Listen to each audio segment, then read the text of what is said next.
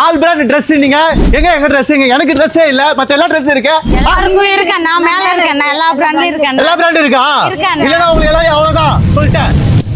ஒரு jeans pant 500 ரூபாய் pant ஒரு பீஸ் 350 ரூபாய் டிஷர்ட்ஸ் எல்லாம் பார்த்தீங்கன்னா 150 200 250 கிட்ஸ் ஃபுல்லா 150 ரூபாய் 150 ரூபாய் 150 ரூபாய் 150 ரூபாய் 150 ரூபாய் ஷர்ட் எல்லாம் ஒரு பீஸ் 350 ரூபாய்